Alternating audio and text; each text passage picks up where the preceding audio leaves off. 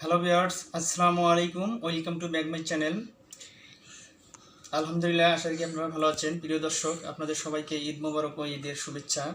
প্রিয় দর্শক, আমি আপনাদের সাথে একটি বিষয় শেয়ার করতে চাচ্ছি।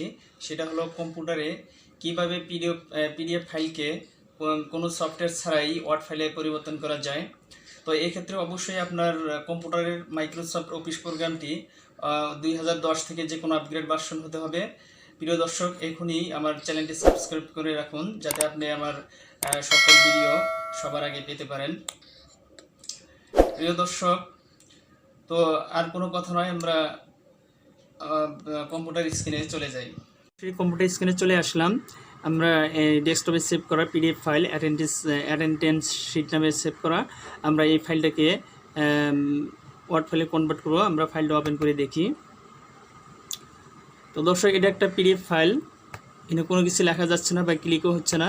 তো আমরা এই ফাইলকে ওয়ার্ড ফাইলে কনভার্ট করব। তো আমরা ফাইলটা ক্লোজ করে দেই। তো প্রিয় দর্শক, এই ফাইলটাকে কনভার্ট করার জন্য আমাদের প্রথমে একটা ব্ল্যাঙ্ক ওয়ার্ড ফাইল ওপেন করতে হবে। আমরা কম্পিউটার টাস্কবার থেকে একটা ব্ল্যাঙ্ক ওয়ার্ড ফাইল ওপেন করি।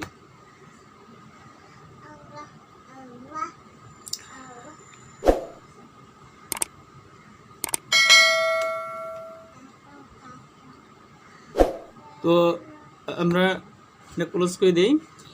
তো এবার ব্ল্যাঙ্ক ওয়ার্ড ফাইল ওপেন হয়ে গেল। প্রিয় দর্শক, এইখান থেকে উপরে আইকনে দেখেন ফাইল নামে একটা অপশন আছে। তো আমরা এখানে ফাইলে ক্লিক করি।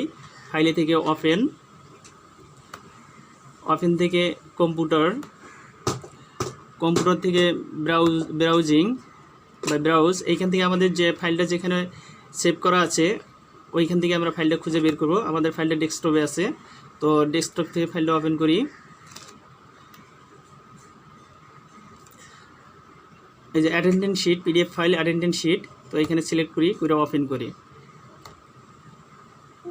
তো একটা মেসেজ চলে আসলো, আমরা এটা ওকে করে দিব।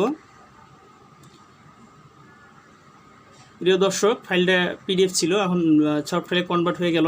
এটা একদম ম্যাজিকের মতো কাজ করলো। এখানে দেখুন এখন কোনো কিছু অ্যাড করা যাচ্ছে, লেখা যাচ্ছে। তো প্রিয় দর্শক, আমার এই ছিল আজকের আয়োজন। তো আজকে যদি আমার এই ভিডিওটি আপনাদের ভালো লেগে থাকে, তাহলে অবশ্যই একটা লাইক দিবেন, কমেন্ট করবেন ও সাবস্ক্রাইব করবেন এবং আমার চ্যানেলের সাথেই থাকবেন। তো সবশেষে বলতে চাই যে আপনারা আমাদের জন্য দোয়া করবেন এবং আমরা আপনাদের জন্য দোয়া করি, যাতে আমরা বাংলাদেশের এই করোনা ভাইরাস থেকে সবাই মুক্তি লাভ করি। এই প্রত্যাশায় আজকের মতো বিদায়। আল্লাহ হাফেজ।